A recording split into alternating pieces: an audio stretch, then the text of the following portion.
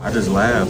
That's all I can do. I can't be mad. He good, man. Like, he the MVP. He's the best player in the NBA. Just when everyone thought this man's season is over, he comes back winning 3 games against the best defense in the NBA. Nikola Jokic was responsible for 70 out of 112 of his team's points while committing 0 turnovers in one of the playoff performances for the ages. In this video, I'm going to show you how a couple of Denver's adjustments have changed this entire series and why the Defensive Player of the Year can do anything against Jokic. Accelerates and takes it down. Got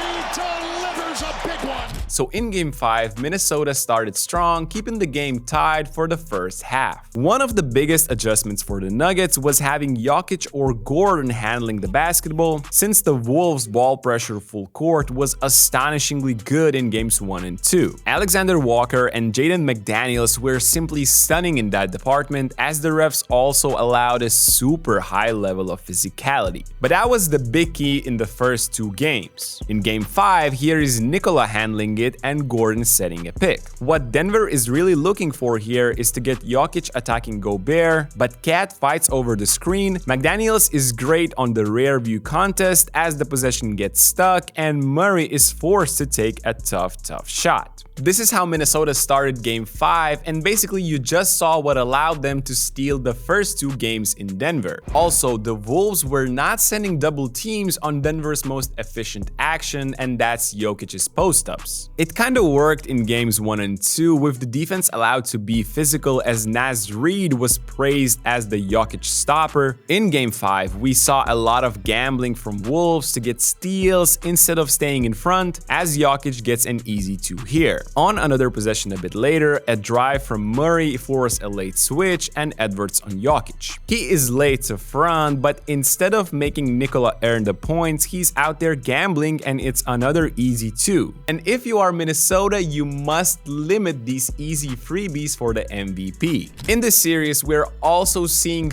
2 extremely different approaches on how to guard the opposing team's best player. Anthony Edwards barely saw a straight line drive to the rim in Game 5, finishing with 18 points on 5 of 15 shooting. While Minnesota rarely double Jokic, which I definitely wouldn't do, and you will see later why. The Ant-Man is always seeing 2 people and sometimes even more against him. On the pick and rolls, Jokic is super high, forcing Edwards to pass out the ball and make others beat Denver. If the Wolves manage to swing the ball back and get a favorable switch, Denver simply sends double on any possible ISO play. And while sometimes Minnesota get points from others, it completely shuts down their best player, who is forced to pass out the ball. Watch this. They get Jamal Murray on Ant and Christian Braun is right there immediately. He gets rid of the ball, it's a full rotation for Denver, Cat doesn't attack the closeout quickly, and that half-second pause is what allows Holiday to stay close and MPJ to get a block. In another pick and roll for Edwards, Braun does a great job of stunting and getting back, as Cat is again not attacking on the catch. In an ISO later, Braun comes to double one more time, and if I'm Denver, I'm living with this Monte Morris spot up free rather than seeing the superstar on the rise beating me. Doubling applies to Karl Anthony Towns' post-ups as well. He has a smaller Braun here, but it's happening every time. It's a double on the catch from Denver, and I would rather have McDaniels jumping off his right foot going left than Cat trying to beat Braun or anybody else one-on-one in the post. Okay, so now compare this defense to what the Wolves are doing to Jokic. But first of all, here is the underrated bit about him: his active hands defensively. He strips the ball away from Anthony Edwards, and in transition, there's a cross match with McDaniels on him in the paint. Even here, Minnesota are not aggressive in doubling him. Edwards is not ready to rotate on Gordon, as he dunks all over the DPOI.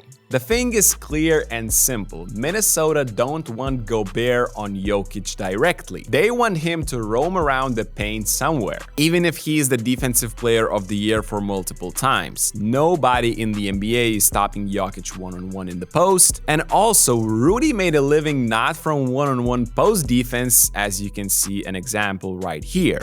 Fires, gets it, 19 points for Nikola Jokic. Jokic. But Anderson also gets subbed out quickly, and now it's Gobert on Jokic. Denver immediately goes into pick-and-pop action, and the Wolves have been guarding it by the low man contesting the drive. You ask why? Well, because it's Gobert usually there roaming around, but with the Frenchman guarding Nikola, it is much easier for Murray to get this shot over Alexander Walker. As you can see, the Wolves' #1 defense in this Game 5 were a little bit off too. Same play in the second half, and watch Cat arrive late to contest this shot as Murray gets another 2. However, you aren't late to create your own website. And the most easiest thing to do is to use Hostinger, who are sponsoring this video. Their AI website builder allows anyone, including complete rookies like me, to create a unique page in a matter of minutes. If you're thinking of an online shop, Hostinger also has you covered. They allow people to sell items without an additional transaction fees, giving them the edge over many other e-commerce platforms. Also, listen up, those of you who already have a website on WordPress. It is possible to transfer it with only a couple of clicks for free. So do not hesitate, start your online journey now and grab an additional 10% off with our code BNews10.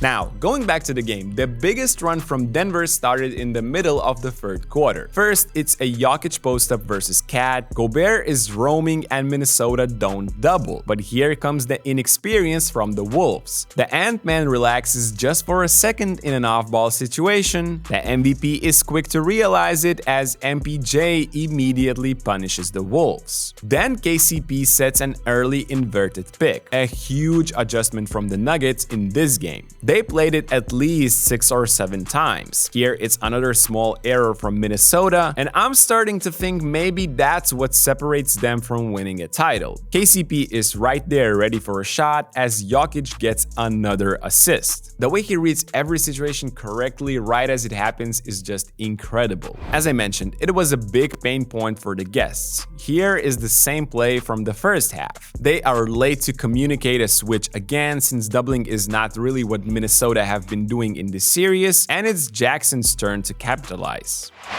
Great play by Joker, but Reggie Jackson setting the screen. Usually if you set a good screen, you're rewarded for it. I'm really not sure why, but we saw so many uncharacteristic errors from Minnesota in this one. Here, Cat and Naz Reid are guarding Murray Jokic pick and roll, and it should be an easy switch between the two bigs. Yet somehow they aren't on the same page, and Jokic delivers a sick pass as Gordon gets fouled. And finally, here is the big adjustment that made Jokic go absolutely nuts. Some might think it is crazy, but Denver actually wanted Gobert to guard Nikola. This is why having Gordon as a screener worked perfectly in the second half of Game 5. This way, Denver have Minnesota trying to rely on Gobert's post defense as they do not send doubles. I understand it worked in Games 1 and 2, but the whole NBA knows it doesn't work long term. Denver's points per possession are lower when the opponents double Jokic, simply because you ask others but not Nikola to beat you. Okay, and here is another reminder why positions barely matter in today's NBA. Gordon is bringing the ball up to relieve pressure from the guards, Jokic sets a pick to get Gobert on him, Aaron sticks to the plan, and is this really your defensive player of the year, NBA? But to be honest, I think Jokic surprised even people in Denver who have seen it all with his offensive variety in Game 5. Their offense looks stuck right before he surprises Cat here with a slip screen, which wasn't really a big part of this match before, and he scores another 2. Jokic with ease off the glass for 2. Later, he's the point guard again. Jamal Murray is the center setting the back screen only to get a deep seal for Jokic against Naz Reid. And if you don't double Minnesota, you might as well start looking for those tickets to Cancun already. This next clip was really an amazing one. Think about this. It's a stagger handoff for Jokic. Kyle Anderson overplays, Jokic spins, drives inside, and finishes over Gobert around the rim. Wow. Just wow. Finally, it's another slow possession for Denver. They try to look for that inverted pick I already talked about, but Alexander Walker does a great job denying it. So what? Just like a true guard, Nikola rejects it and somehow gets this shot in over the DPOY as the Nuggets run away with the victory. As you can see, in this huge run that basically broke Game 5, Nikola was torching any defender one-on-one. Yes, these are insanely tough shots, but in my opinion, he shouldn't even be allowed 22 attempts. Minnesota's strategy is clear and their coach publicly admitted it. I mean, obviously the method was to make him take more shots and not get everybody else involved. He's the MVP, he's going to take what you give him. But they might have to think about adjusting quickly if they want to force a Game 7. Nikola even got a dunk later after Edwards committed a turnover seeing two people in front of him. Anyway, it was a performance for the ages and another proof Nikola is the European GOAT in the NBA already. Let me know what you think about this game and this series in the comment section down below. Don't forget to like and subscribe, and I'll see you in the next one.